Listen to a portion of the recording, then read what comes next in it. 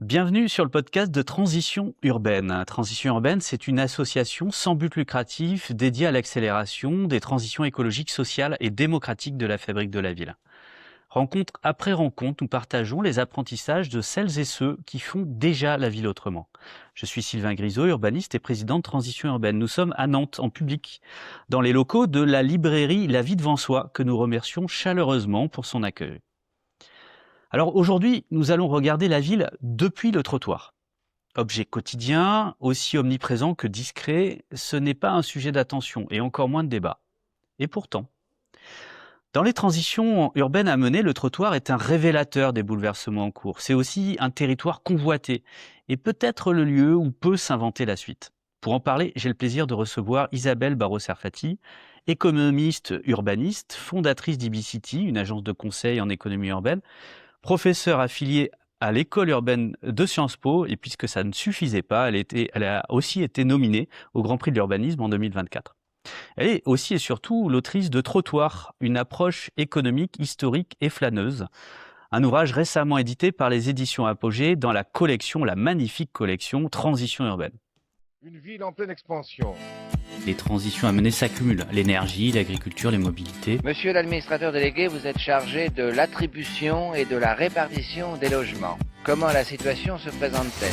C'est une contribution au débat sur l'artificialisation des sols et les questions d'étalement urbain.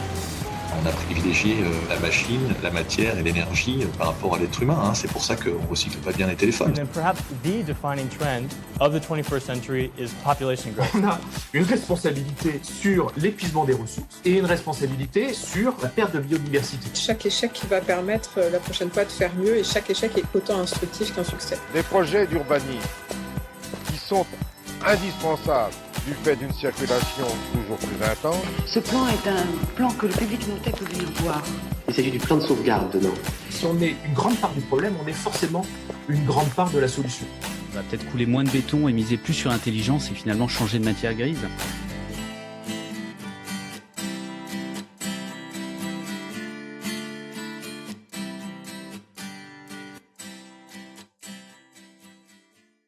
Bonjour Isabelle. Bonjour Sylvain. Alors, je l'ai dit en introduction, ton quotidien, c'est l'économie urbaine. Mais c'est quoi l'économie urbaine ? Alors, pour définir l'économie urbaine, en fait, je vais d'abord partir de la définition d'économie que donne Bernard Maris, que vous connaissez peut-être, qui avait écrit l'anti-manuel d'économie, et qui dit « l'économie, c'est l'art du partage des richesses, et notamment l'art du partage des raretés ». Et au fond, l'urbanisme, c'est Nicolas Détry qui le définit ainsi, c'est l'art du partage des espaces. Et donc moi, en fait, mon ambition en faisant de l'économie urbaine, c'est de mettre l'art du partage des richesses, et notamment l'art du partage des raretés, au service de l'art du partage des espaces, au service du vivre ensemble. Et peut-être un point sur les raretés. Moi, il y avait une phrase qui m'avait beaucoup marquée, qui était la phrase de l'ancien directeur général de l'Agence française de développement, qui disait « Avant, l'homme était rare et la nature abondante. Maintenant, c'est l'inverse. La nature est rare et l'homme abondant », d'où cet enjeu, notamment de la transition écologique. Et au fond, moi, ce que j'essaye de traquer, c'est les nouvelles raretés. Et ces raretés, en fait, elles sont partout, et notamment le trottoir, ici ou là. Alors, parce que c'est le propre de l'urbanisme, et c'est aussi le propre du trottoir, c'est que c'est toujours très situé. Mais les raretés enfin, le trottoir est une rareté. Alors, c'est l'espace, je lève le suspense, c'est l'espace le plus précieux des villes. Alors là tu es en train de rentrer dans ton plaidoyer, mais tu vas trop vite. C'est rare et en même temps, il est partout. Il est absolument omniprésent. Il est en tout cas omniprésent au cœur de nos villes. Mais parfois, il est un peu étroit, encombré, défoncé. Parfois même, il est absent. Et surtout, en fait, il n'a pas toujours été là. On a cette impression que le trottoir est partout. En fait, non. Il est dans la ville. Peut-être même, il définit la ville. Et il a une histoire, celui-là. Est-ce qu'on peut remonter ? Alors, je ne sais pas, où est-ce qu'il faut remonter ? Il faut vraiment remonter à Pompéi ? Alors, voilà, donc j'aurais posé la question à l'auditoire, très nombreux ce soir, merci, pour dire de quand datent les trottoirs. Et vous auriez peut-être pas tous pensé à Pompéi, mais effectivement, ceux qui y sont allés maintenant doivent se souvenir des trottoirs, en fait, qu'on voit notamment rue de l'Abondance. Donc, en fait, les trottoirs existaient dans la ville antique, ils existaient donc notamment à Pompéi. Ils vont disparaître pendant tout le Moyen-Âge. Et ils vont réapparaître d'abord en Europe, d'abord à Londres, après le grand incendie de 1666. Puis ils vont arriver en France un peu plus tard. Alors il y a eu des trottoirs sur le Pont-Neuf en 1610, mais les premiers vrais trottoirs, ils apparaissent en 1781, rue de l'Odéon, près du théâtre, devant des commerces de luxe. Et ça montre déjà le caractère largement marchand du trottoir. Mais là, tu vas trop vite. Là, déjà, tu es en train de rentrer dans des questions d'économie, alors qu'à Pompéi, d'ores et déjà, on a un trottoir sur lequel on fait quoi, en fait? À quoi il sert le trottoir? S'il existe, il a une utilité, et en fait, il sert déjà à plusieurs choses. Ouais. Alors, effectivement, il a déjà une fonction hydraulique, puisque notamment sous les trottoirs coulent des canalisations qui vont amener l'eau dans les riches demeures. Il va alimenter aussi des fontaines. Il a aussi pour vocation justement de protéger déjà les piétons de la circulation. Il y avait notamment des chars dans les rues de Rome. En fait, elles étaient très encombrées. Il y avait des chars qui transportaient des statues. Enfin, voilà. Donc, il y avait Juvénal décrit les embarras de Rome. Et donc, voilà, le trottoir, il a finalement les fonctions qu'on lui connaît de un ouvrage hydraulique, un ouvrage pour protéger la chaussée, et il est déjà dans l'ouvrage. En fait, je reproduis une aquarelle de Jean-Claude Godevin, qui est un archéologue architecte, qui montre la rue de l'Abondance, et on va retrouver déjà ce qui étaient les ancêtres des fast-food, en fait, donc des commerces, et puis on voit cette photo, enfin, moi je l'aime beaucoup, on voit des petits enfants qui sont assis sur le trottoir. Le trottoir, c'est finalement aussi le lieu des enfants. Oui, il est déjà, donc il est surhaussé, il est d'ailleurs plutôt très haut. Il fait environ 30 cm de haut. Et déjà, déjà, on a des questions d'infrastructure. C'est-à-dire, il y a une sous-face, il y a une forme de face discrète, face A, face B du trottoir. Il y a en dessous de l'infrastructure, il y a du réseau, il y a l'eau. Ouais. Hein, on va revenir à ça à un moment. Et en fait, il y a 2000 ans après, il y a des travaux de Catherine Saliou, qui a écrit un article sur les trottoirs de Pompéi, qui, 2000 ans après, donc regarde en fait quelle est la matérialité des trottoirs. Et elle va regarder si les trottoirs de Pompéi sont homogènes tout au long de la rue, et en fonction de leur homogénéité, donc cette homogénéité, c'est en fonction du motif, c'est en fonction des matériaux, elle va pouvoir déduire, et ça c'est finalement le propre de l'urbanisme, en fait, si ces trottoirs, ils sont le produit du riverain, ou s'ils sont le produit d'une instance collective, en fait, qui les a dessinés. Alors donc là, on rentre dans la réapparition, finalement. C'est quoi le processus de création du trottoir? On peut imaginer, comme ça se fait aujourd'hui, c'est-à-dire une organisation planifiée, structurée, la puissance publique qui vient tracer la route, tracer le trottoir, aménager. En fait, non. Non, c'est plus compliqué que ça, parce qu'effectivement, la rue, elle résulte forcément, on va dire, d'une intervention planifiée. Le trottoir, et c'est ça qui le rend fondamentalement intéressant, c'est qu'en fait, il est hybride du point de vue public-privé. En fait, à l'origine, les trottoirs, ils étaient individuels. Et notamment, la loi qui va généraliser le trottoir en France, c'est une loi de 1845 sur le financement des trottoirs. Donc, on est 8 ans avant Haussmann. Et en fait, ce que va dire la loi, c'est que les trottoirs qui jusqu'à présent étaient financés par les riverains vont l'être davantage par la collectivité. Et d'ailleurs, à l'époque, l'idée de trottoir en fait continu d'un bout à l'autre de la rue ne va pas de soi, et Baudelaire dira « ce n'est pas moi qui commettrai la sottise de tomber sur un trottoir discontinu ». Donc effectivement, on est toujours dans cette tension qu'on voit d'ailleurs dès qu'on se promène en dehors du cœur des métropoles. En fait, dans les petits villages aujourd'hui, vous allez voir que le trottoir devant une maison n'est pas le même que le trottoir d'à côté. En fait. Et donc, il y a cette tension dans le trottoir entre le trottoir qui est plutôt l'émanation de la collectivité, et d'ailleurs, du point de vue juridique, les trottoirs sont normalement de domanialité publique. On pourra parler de Nantes où 30% des rues sont privées et avec des trottoirs qui sont privés, mais en principe, le trottoir est de domanialité publique. Mais historiquement, son financement a pu être, encore une fois, l'objet du riverain, notamment des commerçants. Je montre dans le livre, en fait, une petite carte postale d'un petit village qui s'appelle Ébreuil, à la limite entre l'Allier et le Puy-de-Dôme. Et le premier trottoir date de 1910, et j'ai interrogé l'historien local qui m'a dit, en fait, c'est devant une épicerie. Et donc, c'est vraisemblablement l'épicerie qui, à ce moment-là, a financé son trottoir juste devant son commerce. Oui, donc on retrouve là une somme d'usages, une somme d'acteurs. Là, on commence à les empiler. On commence à avoir beaucoup de monde entre les réseaux en sous-face, les utilisateurs devant, les riverains, donc les commerces, les gestionnaires. Tu as commencé à aborder le sujet. Riverains, commerces, mais aussi les habitants. Pendant le confinement, en fait, le trottoir a été l'espace public en bas de chez soi, et ça a été, alors aussi le prolongement des commerces, mais ça a été d'abord l'espace du riverain. Et donc finalement, c'est vrai que quand on parle trottoir, ceux qui s'intéressent au trottoir, c'est en général par le prisme du piéton. Mais effectivement, je trouve que ce que montre l'histoire du trottoir, c'est au fond la prééminence aussi du riverain, en fait. Alors, on n'était qu'au 19e siècle, hein. T'as pas fini l'histoire. C'est-à-dire qu'à un moment, la puissance publique reprend la main. On va rester sans doute en France. Quoique, ce serait pas mal aussi qu'on parle des espaces publics anglo-saxons et de la différence là-dessus, d'attention notamment. On va voir après. Finissons cette histoire-là. On était au 19e siècle, les choses se structurent. Et finalement, on vient compléter un réseau. Voilà, donc effectivement, les trottoirs en fait deviennent de plus en plus continus, et c'est la municipalité qui va en principe les financer.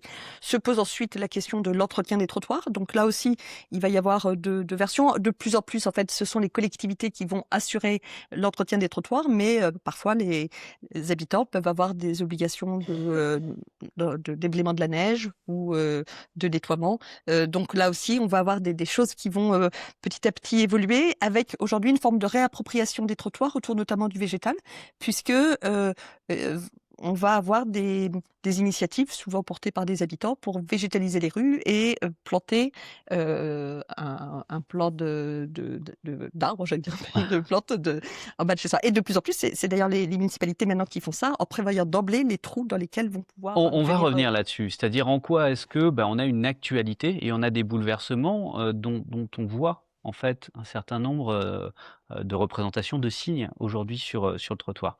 Mais je voudrais qu'on continue un peu cette exploration du trottoir, parce que on a commencé à parler d'usage, on a commencé à parler d'acteurs, et peut-être qu'on pourrait explorer alors la rue en coupe, hein, et la rue, l'espace public. Mais dans la rue, il y a le trottoir.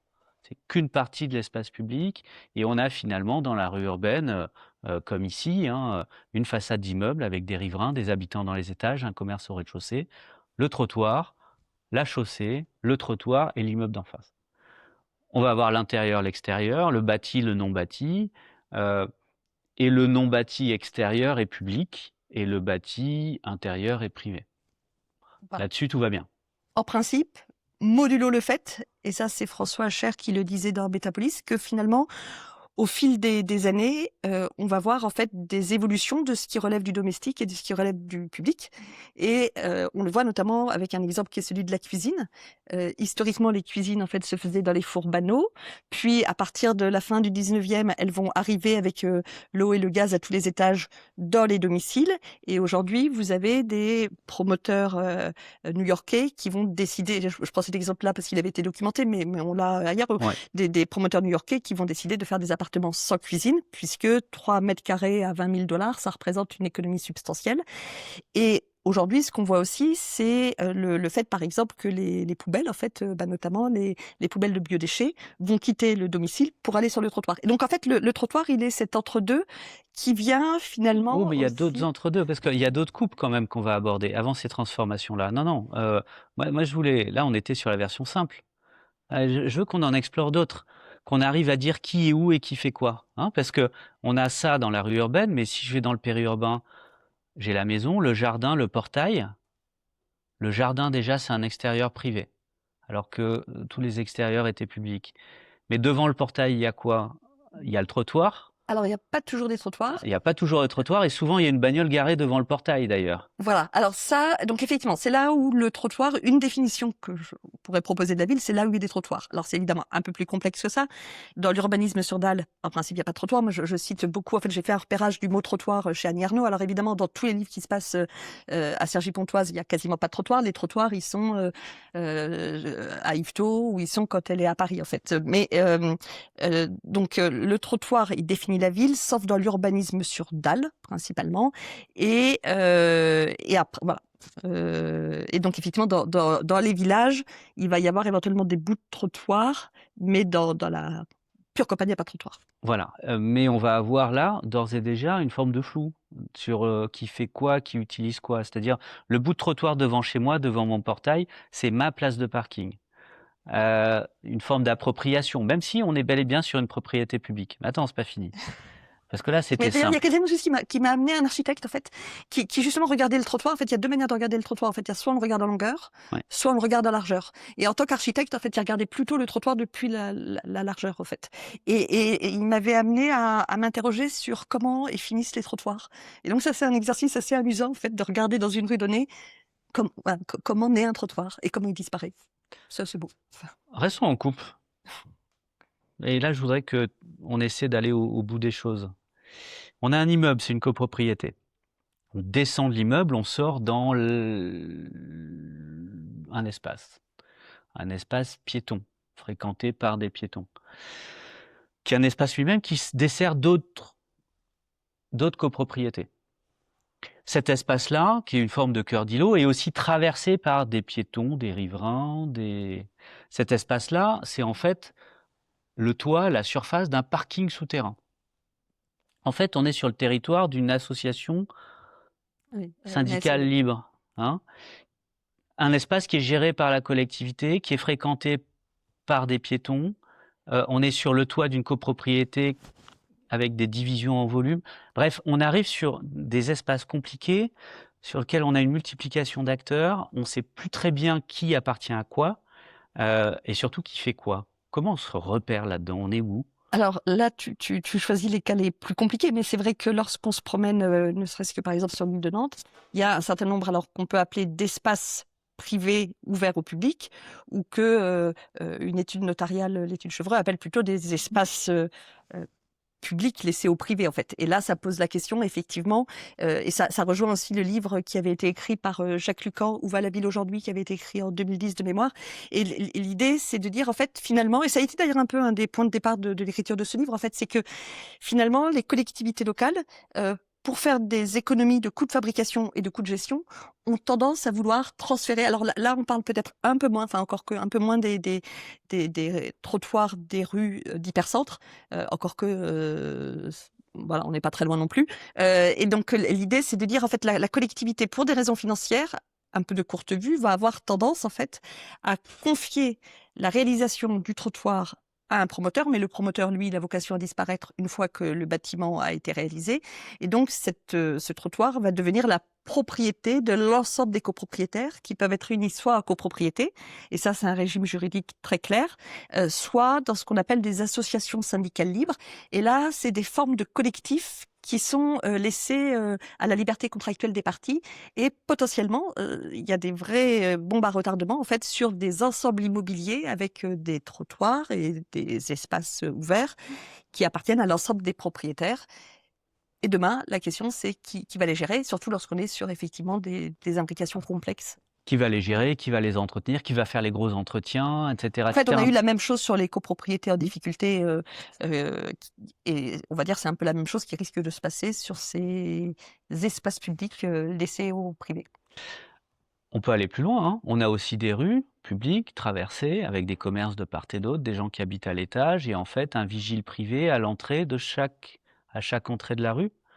Parce qu'en fait, on est dans un espace public qui est en fait un espace privé. Oui, alors ceci, je me suis bien attachée dans le livre en fait à essayer vraiment de raisonner sur la spécificité du trottoir par rapport à la rue. Ouais. Donc effectivement, il y a le cas de ces ensembles urbains, et notamment tu citais tout à l'heure le cas des villes anglo-saxonnes. Alors c'est un peu particulier, mais si vous allez à King's Cross ou si vous allez par exemple à Birmingham... Raconte-nous le fonctionnement de tout ça. En fait, c'est donc... mais là, on parle... donc, si je pars sur l'exemple, je viens de citer en France le cas des promoteurs qui disparaissent, et derrière donc de l'ensemble des copropriétaires en fait qui vont détenir l'ensemble immobilier et des espaces publics à l'intérieur. Ça, c'est un premier cas. Il y a un autre cas, mais là on est sur de l'immobilier des quartiers neufs, qui n'est qu'une partie de la ville existante. Hein, comme tu dirais, c'est 1% de la ville existante qui est produit de cette façon chaque année. En Angleterre, ce qu'on va avoir, c'est ce qui s'appelle des privately owned public space, c'est-à-dire, ce sont, donc si vous êtes allé à King's Cross au terminal juste derrière l'Eurostar, ou si vous êtes allé à Birmingham, en fait, vous avez des espaces publics, en fait, qui ont l'apparence d'être publics, souvent très qualitatifs, en fait, avec, paraît-il, des interdictions de manifester, mais bon, j'ai pas cherché à organiser de manifestation, donc je l'ai pas testé, mais qui sont pour le coup fabriqués et détenus par des investisseurs privés, mais là, ce sont des grands investisseurs financiers. Et pourquoi est-ce qu'ils vont détenir en fait ces ensembles immobiliers? C'est parce que justement, ces espaces publics, ce vide, en fait, il est considéré comme étant ce qui va donner de la valeur au plein, en fait. Et donc là, il y a un modèle tout à fait différent où justement, il y a finalement une prise de conscience par ces acteurs privés financiers. Alors, dans les acteurs privés, j'essaye vraiment de bien distinguer d'un côté les acteurs corporate, donc les grandes entreprises, et de l'autre les acteurs privés individuels. Et en l'occurrence, tout à l'heure, je parlais du trottoir privé au sens individuel. Voilà. Et donc là, c'est deux modèles en fait de production de la ville que j'ai essayé d'explorer justement sur cette idée du trottoir entre public et privé, qui renvoie en fait à des formes de fabrique urbaine, de gestion urbaine qui vont différer d'un pays à l'autre. Mais après, il y a d'autres appropriations du trottoir que j'ai évoquées, qui sont des appropriations beaucoup plus artistiques, par exemple du trottoir, ou les appropriations citoyennes que j'évoquais. Mais on va y venir, mais je voulais simplement qu'on vienne flouter un peu le système, hein, parce qu'on a l'idée finalement d'un trottoir qui est dans une rue, qui est un espace public géré par la collectivité, planifié par la collectivité. Là, ce qu'on vient de voir, c'est qu'en fait, il s'est créé historiquement par petits bouts, souvent par initiative privée des riverains, souvent du commerce. On a déjà un lien avec des formes d'économie, etc., etc. Pareil, hein, comme l'exemple anglo-saxon que tu nous énonçais, c'est-à-dire qu'à un moment, le commerçant avait besoin d'avoir un bout de trottoir décent quelque part pour accueillir sa clientèle. On voit que dans l'acte de création, il y a une forme de complexité des initiatives privées, et puis il y a des modes d'organisation qui peuvent être assez diversifiés et qui sont loin d'avoir une adéquation très simple entre une initiative publique, une gestion publique et un usage collectif. Mais là, les cas qu'on vient d'évoquer, on est sur des trottoirs qui vont suivre le régime de la rue. Alors, le trottoir, il n'est pas défini d'un point de vue juridique, en fait. Il est considéré, alors ça dépend des textes, mais selon certains textes, il est considéré plutôt comme une dépendance du domaine public. Et donc, la particularité du trottoir, c'est justement qu'il a une pratique, un usage, un statut qui est souvent différent de celui de la rue. Et c'est, me semble-t-il, le double intérêt de parler du trottoir, enfin de s'intéresser spécifiquement au trottoir plutôt qu'à la rue. D'ailleurs, il y a eu une très bonne histoire de la rue qui a été écrite juste au moment où je rédigeais mon livre, donc d'où l'intérêt par ailleurs vraiment de rester sur mon trottoir en fait. Et puis d'ailleurs, quand on dit aux petits-enfants reste sur le trottoir, on leur dit bien rester sur le trottoir et pas sur la chaussée, quoi. Donc c'est vraiment l'intérêt d'une approche par le trottoir. Mais justement, ce que j'aime bien dans le trottoir, c'est que c'est un entre-deux entre la chaussée qui est plutôt un espace lié à la circulation et le domicile avec cet espace qui est un espace pour le piéton, un espace pour le riverain, un espace pour les commerçants et puis un espace pour plein de nouveaux occupants qu'on va peut-être évoquer, qui sont tous les occupants qui arrivent avec les nouvelles mobilités et de plus en plus tous les nouveaux occupants avec la nature en ville en fait. Allons-y, attaquons ça, parce que quoi qu'il en soit, le bâti il est là, la chaussée elle est là. Alors on peut gratter un peu, mais on a du mal à couper la chaussée, même si ici on y arrive. Hein. Donc parfois on y arrive, mais ça reste exceptionnel. Ne reste que le trottoir. Et puis parfois il y a la piste cyclable qui arrive. Et donc la piste cyclable arrive, et vient consommer de l'espace, hein, et l'unité de la ville c'est le mètre carré. Hein. Or finalement c'est sur le trottoir que tout se joue. Un espace rare avec la piste cyclable qui arrive, qui nécessite de la place, mais aussi de nouveaux entrants. Parle-nous un peu ça, de la trottinette, du drone de livraison, de la camionnette, etc., etc. On a de nouveaux usages là qui sont finalement très récents, qui tous se focalisent sur le trottoir comme étant finalement cet espace de liaison entre les grands flux de circulation et le privé. Voilà. Donc effectivement, le trottoir, en fait, ça devient une ressource clé au sens où elle est nécessaire au fonctionnement de tout un tas d'acteurs. On a parlé donc du piéton, on a parlé du riverain, on a parlé des commerçants. Donc arrivent tous les nouveaux opérateurs de mobilité et notamment qui se multiplient avec la révolution numérique et tous les opérateurs de micromobilité, donc les vélos off free floating, les trottinettes off free floating, évidemment tout ce qui est livraison de repas ou livraison d'objets. Et donc là, tout de suite, ça pose la question notamment par exemple, d'un acteur comme Amazon. En fait, est-ce qu'il faut faire payer le trottoir? Et ce que j'aime bien dans le trottoir, c'est que justement, il permet de réunir des gens qui auraient a priori des positions antagonistes. En fait, c'est-à-dire que si je demande à quelqu'un, est-ce que vous êtes pour la tarification de l'espace public, par principe, non, l'espace public, il est libre d'accès et gratuit. Mais à cette même personne, si je lui demande, faut-il faire payer à Amazon, la réponse sera peut-être positive parce qu'il y a sans doute un enjeu de distinguer entre l'usage marchand avec un T et l'usage marchand avec un D. Et c'est ça ce que j'aime bien le trottoir, c'est en général, il y a un trottoir de gauche, un trottoir de droite, mais ils sont pas binaires. Et le trottoir, c'est toujours une invitation à passer sur le trottoir d'en face, en fait. Et donc, voilà, Il paraît qu'il y a du boulot. mais c'est vraiment ce petit décalage de focale. En fait, ce que j'aime bien, c'est que le trottoir, il permet finalement de raisonner différemment. Et si je reviens aussi sur, j'ai parlé de la différence avec la rue, mais si je reviens sur la différence avec l'espace public, c'est que justement, l'espace public, souvent, c'est ni un espace ni public, en fait. Enfin, ou en tout cas, pas toujours. Alors que le trottoir, en fait, il ne dit rien de ce qu'il est. Simplement, tous les petits-enfants savent ce que c'est qu'un trottoir, en fait. Et en fait, il permet justement d'être très quotidien et donc de se saisir d'aborder les problématiques très concrètes. Oui, mais on va les aborder vraiment concrètement. Tu vas pas t'échapper. Aujourd'hui, on a une tension. On a même une tension sur la bordure. Oui. Tu as dit faut-il le faire payer, etc. Faut-il le faire payer? Enfin, je veux dire, c'est quoi cette tension-là? Parce que donc on se retrouve avec les camionnettes blanches, là, les grands requins blancs qui se vautrent finalement en latéral, plus ou moins bien, souvent plutôt de biais, le long du trottoir au mieux, souvent sur la piste cyclable. Vous savez, ces aires de livraison linéaire qui ont été créées dans pas mal de villes. On a ça. On a un amas de trottinettes dans un coin ou un autre. On a des vélos qui sont garés. On a tout le mobilier urbain, mais ça, c'est un occupant traditionnel historique. Voilà. Quand je dis trottoir, c'est sur un trottoir et bord de stationnement. On a mais aussi... vas-y. Oui, enfin, assumons ça, mais il faut que tu nous parles de... Et après, il y a tous les occupants qui sont liés à la transition écologique. Donc, par exemple, toutes les bornes de recharge qui vont être sur le trottoir.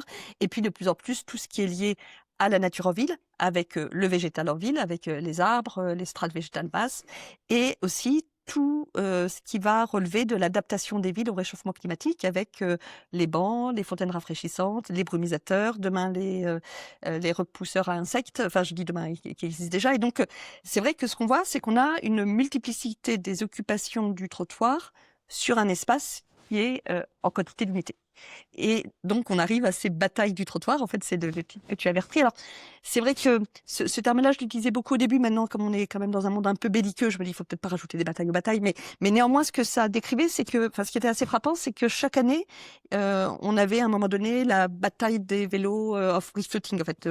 Et puis, on a eu la bataille des trottinettes. Et puis, on a eu la bataille des terrasses. Comme si, chaque année, on se rendait compte qu'il y avait un nouvel occupant qui surgissait sur le trottoir et qui faisait débat. Mais en réalité, ces nouveaux occupants, ils ne sont finalement que la démonstration du fait que le trottoir, il est rare et de plus en plus occupé et qu'il va falloir arbitrer, en fait.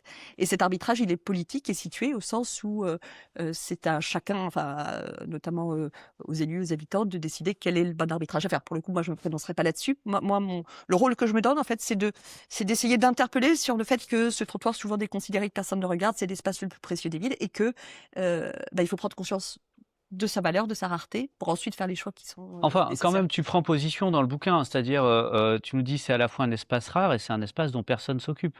C'est-à-dire qu'on va avoir un service qui va plus ou moins tenter de réguler les livraisons, etc. On va avoir un autre service qui va taxer, pour le coup, faire payer l'occupation de la terrasse de bistrot, parce que voilà, ça c'est un truc qui fonctionne. On va avoir un autre service qui va gérer les mobilités douces. On va avoir un autre service qui va gérer les questions d'accessibilité, etc., etc. Et donc finalement, au même titre qu'on a une multiplicité d'usagers sur le trottoir, le long de la bordure du trottoir, sous le trottoir par les réseaux, etc., etc. En fait, on a une multiplicité de modes de gestion, mais on n'a pas de gestion du trottoir. Non, évidemment, il n'y a pas d'élus au trottoir. Et je pense que ce qui est assez logique, en fait, puisque aujourd'hui le trottoir est déconsidéré, mais à partir du moment où on considère que c'est, alors je vais employer un terme un peu connoté, qui est un actif stratégique, en fait, donc un espace qui a vraiment de la valeur, c'est vrai qu'il me semble que il faudra en avoir une vue globale.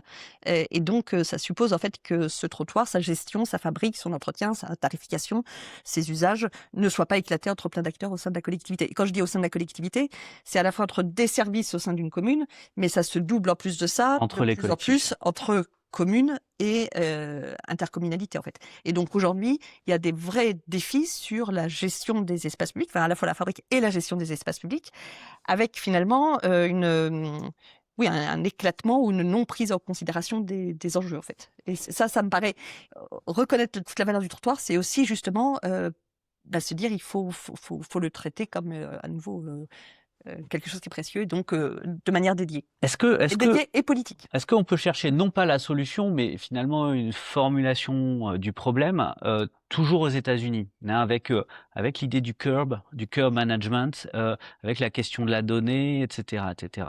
Pourquoi? Je vais essayer d'être un peu plus clair, parce que si on veut gérer le trottoir, faut au moins comprendre comment il est utilisé. Faut au moins savoir où il est. Hein. Est-ce qu'on a, pour que cet espace devienne un espace géré, finalement, encore faut-il le connaître et l'identifier, et connaître et identifier ses usages. Alors, effectivement, ce à quoi tu fais référence, c'est ce qui s'appelle le curb management.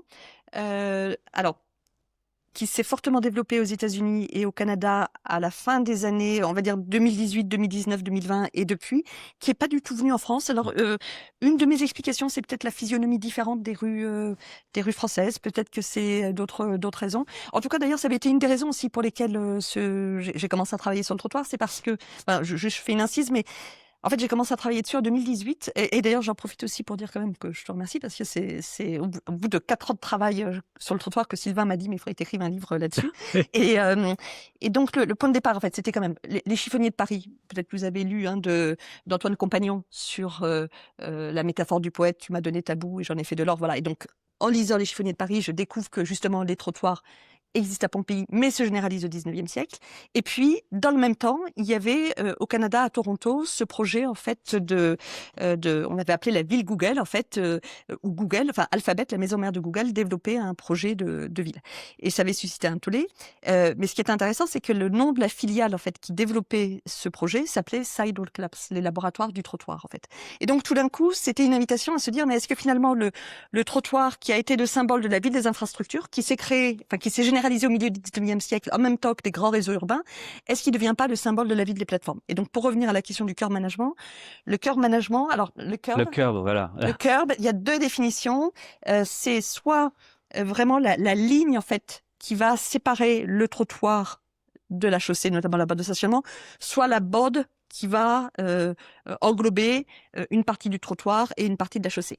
Et le curb management, en fait, En tout cas, on va dire que c'est la zone de contact entre la circulation et quelque part l'usage. Voilà. Et l'idée, c'est que en fait, cette zone de contact qui permet notamment aux VTC de stationner, aux voitures de stationner, également aux opérateurs de livraison de stationner, cette zone de contact, en fait, elle est là aussi très rare. Et une manière, en fait, d'optimiser l'usage de cet espace, c'est de numériser les informations, ce que tu évoquais sur ce curb, en fait, en numérisant d'abord la législation, qui est souvent assez compliquée parce que l'autorisation de se garer va dépendre des heures, la tarification va dépendre aussi des moments de la journée, du type de véhicule, qui va numériser, donner l'information sur est-ce que la place est occupée ou pas occupée, est-ce que il y a un bateau ou un ABC de trottoir qui va permettre éventuellement pour une personne handicapée de pouvoir stationner plus facilement, et des opérateurs de curb management qui vont être soit publics dépendant de la collectivité, soit privés, vont organiser en fait ce matching, en fait cet appariement entre une offre de trottoir et un besoin de trottoir à un instant T,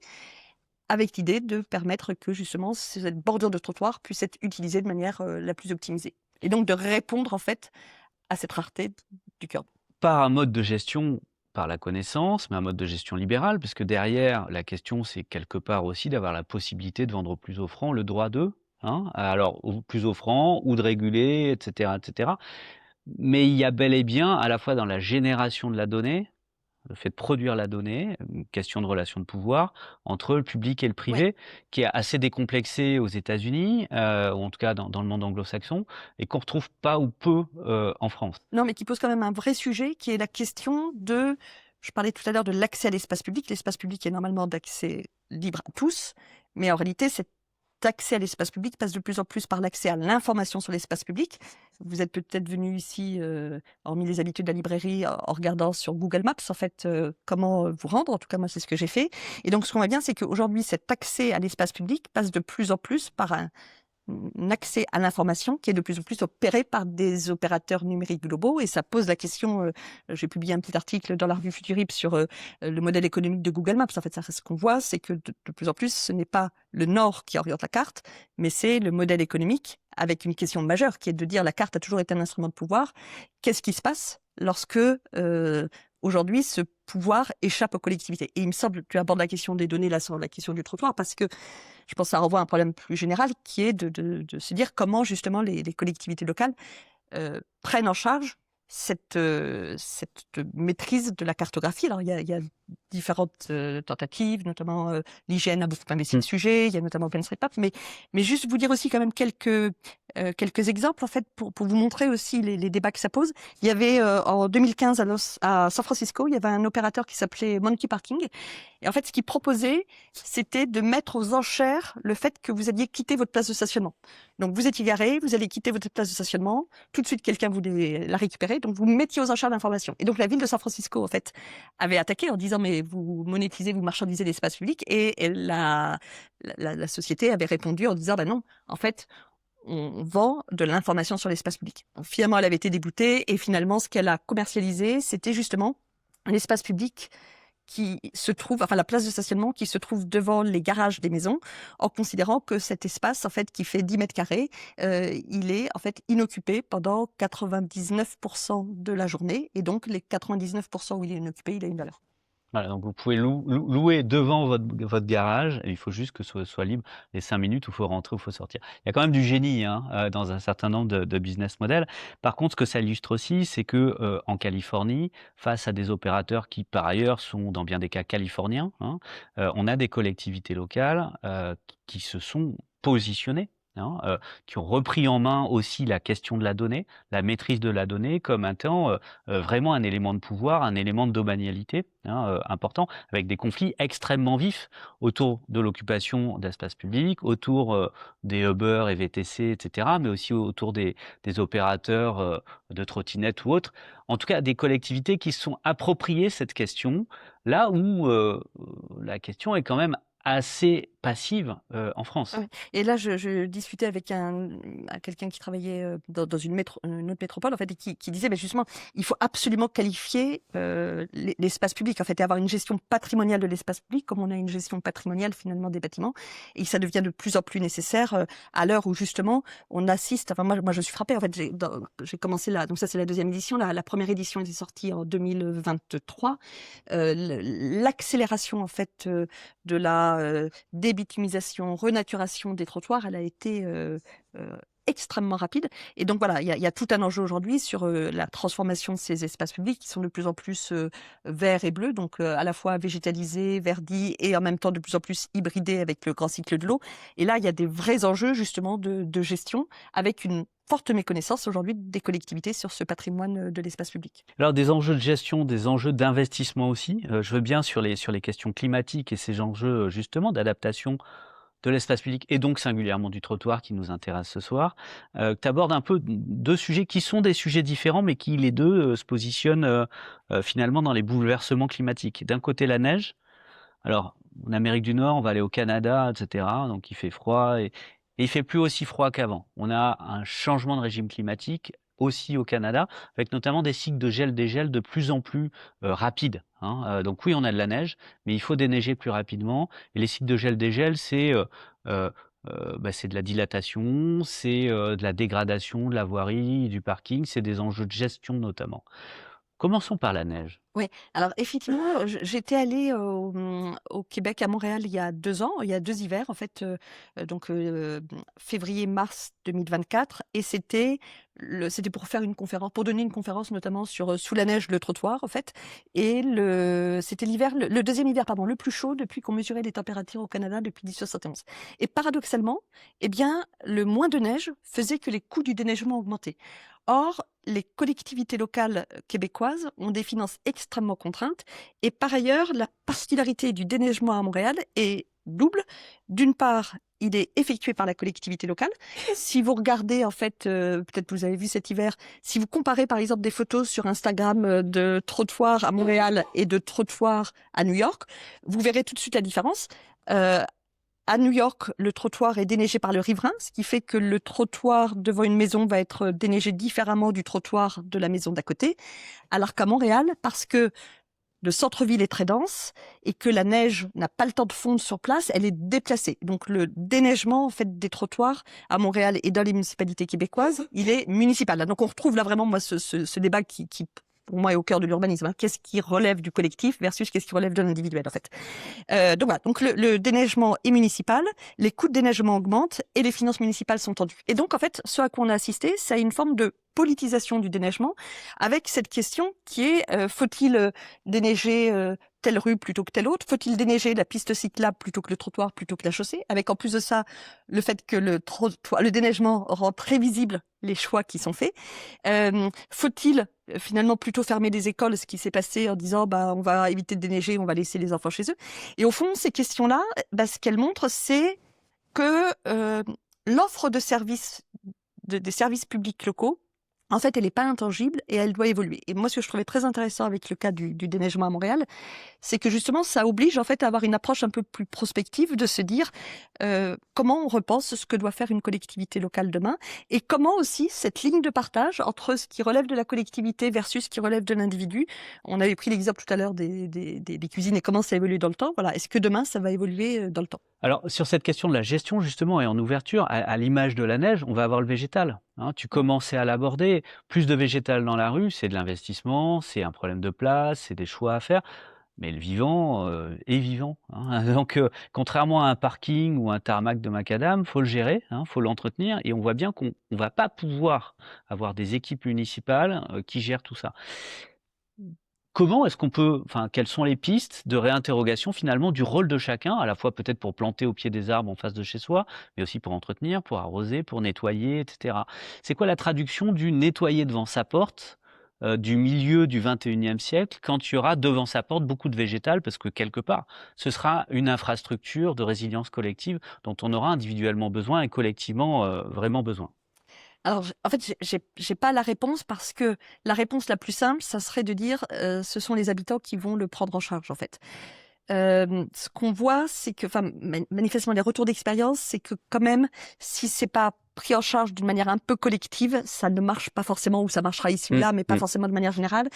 Et donc, moi, ce que j'ai entendu après, c'est alors après, il pourrait y avoir le principe des corvées. C'est les corvées justement au Québec. C'est le retour en fait d'actions collectives qui sont initiées certains jours en fait où effectivement les habitants vont participer. Et après, il pourrait y avoir en fait des formes de délégation de services publics à des associations d'habitants en fait pour permettre d'avoir une pérennité dans le temps des habitants. Mais honnêtement, j'ai pas de retour par rapport à ça. Mais en tout cas, là, on a un nœud, c'est-à-dire qu'on voit bien qu'on a derrière des investissements publics des collectivités, parce qu'on peut planter des arbres, certes, mais encore faut-il avoir le personnel pour les gérer, pour les arroser de temps en temps, etc., etc. Là, on a un nœud qu'il va bien falloir dénouer et qui va re-questionner le partage des tâches. Et qui repose une question. Tu avais reçu dans un dernier podcast Jérôme Denis qui a coécrit le soin des choses. Et en fait, ce sur quoi il insiste aussi, c'est là aussi ce changement de lunettes entre finalement une fabrique de la ville. D'ailleurs, le terme dit bien la focale en fait sur la fabrique, avec l'idée que l'investissement il prépare l'avenir, que d'ailleurs les collectivités locales elles peuvent emprunter pour investir et que le fonctionnement ce serait quelque chose de dispendieux en fait. Et sans doute qu'aujourd'hui il faut prendre acte du fait que peut-être que le fonctionnement, l'entretien sont de plus en plus nécessaires.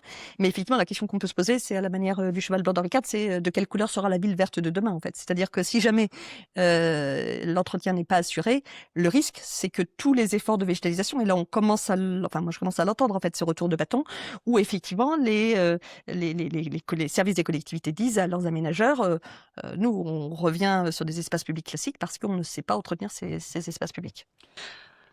Ça, c'est la question de la gestion, de la maintenance. On appelle ça le fonctionnement dans les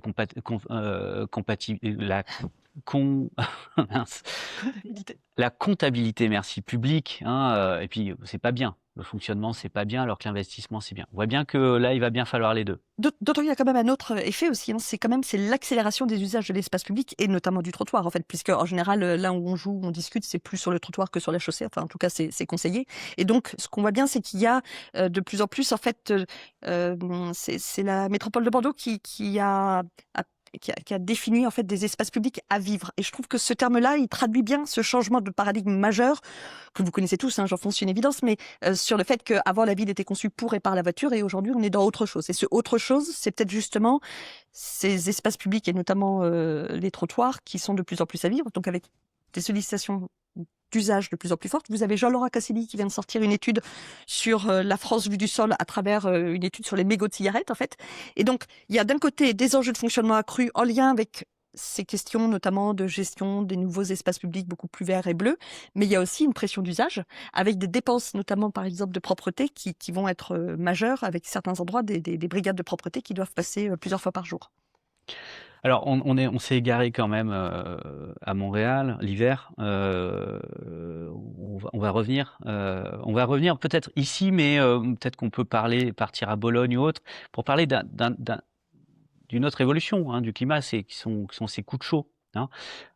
Coups de chaud qui, là, posent moins des questions de gestion, de maintenance, d'entretien que d'investissement. C'est-à-dire que comment, en tout cas dans les villes du Nord, qui ne sont pas habituées à ça, on vient adapter nos trottoirs pour qu'ils restent fréquentables les jours de canicule.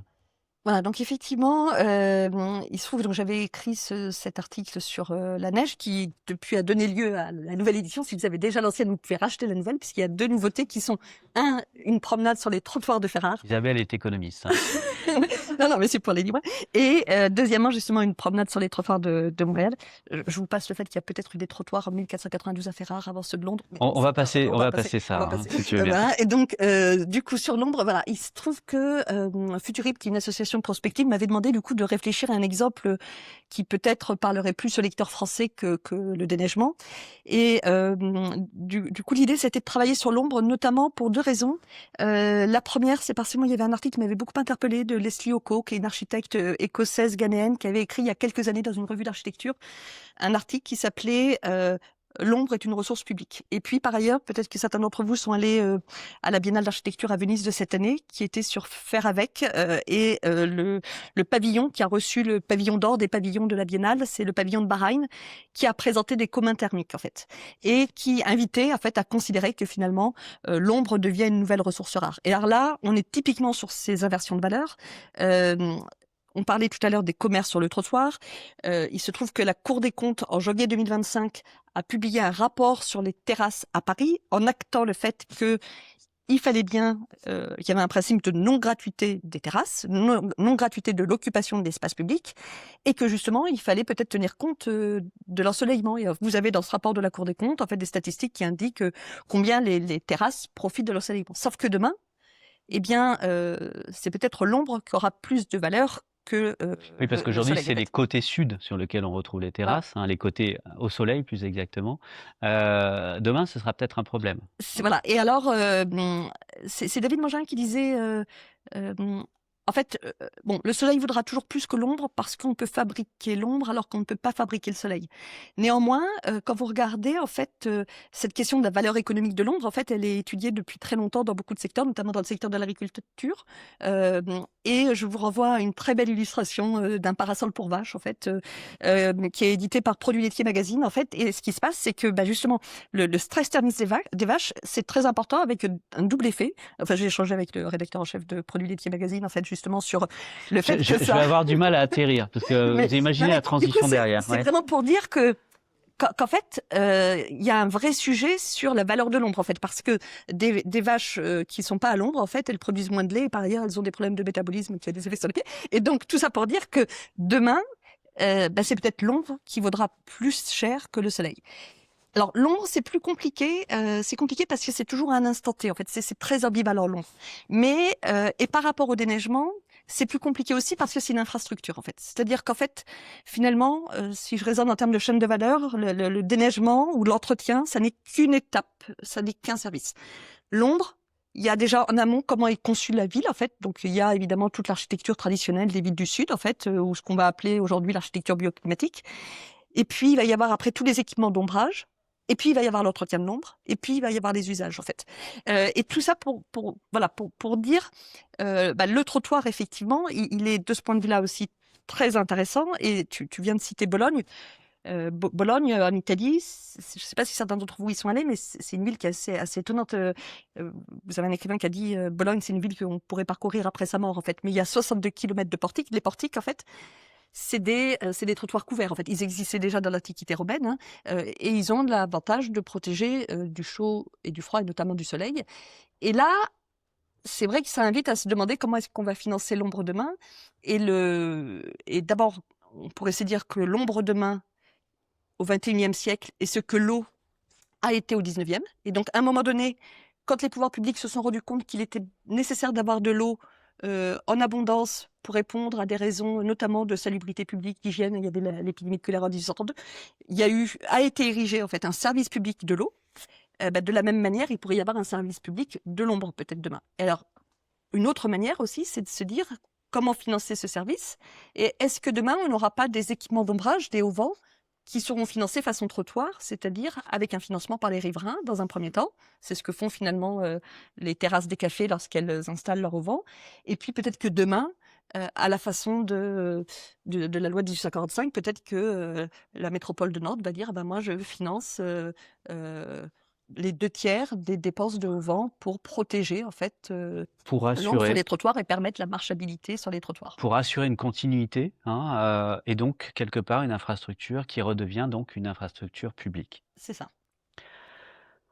Écoute Isabelle, je crois qu'on a fait un certain nombre de détours, mais on revient toujours au trottoir quoi qu'il arrive. Peut-être une dernière question un peu plus personnelle pour finir ce podcast.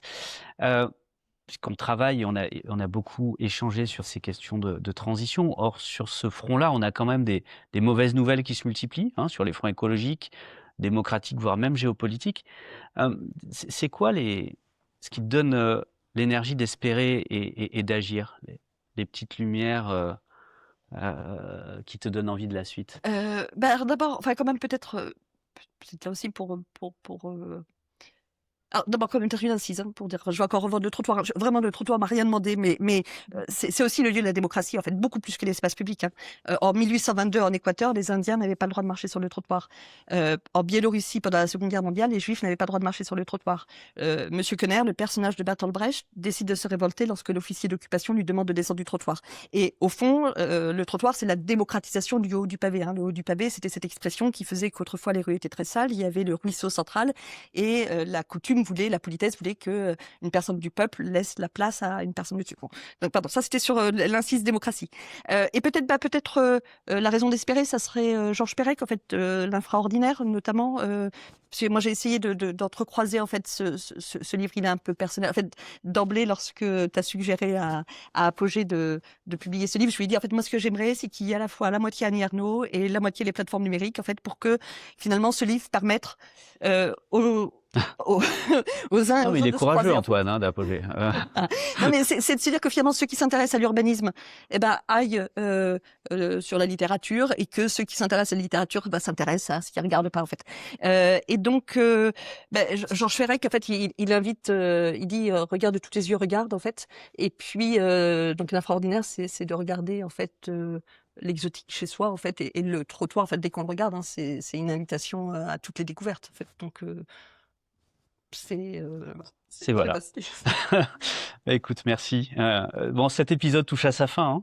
Isabelle Barreau-Serfati, merci beaucoup d'avoir accepté cette invitation à ce podcast de transition urbaine. On retrouve ton livre, donc Trottoir, une approche économique, historique et flâneuse, aux éditions Apogée, à l'excellente collection Transition urbaine. Trottoir, point d'exclamation. Trottoir, point d'exclamation. Mais vous trouverez ça sans difficulté dans toutes les bonnes librairies, et notamment ici, à la Vie-de-Vansois, à Nantes. Merci à tous nos auditeurs et auditrices pour votre écoute. N'hésitez pas à vous abonner à notre newsletter et retrouver toutes nos publications sur transition.city. Transition avec un S, évidemment. Et à très bientôt. Merci.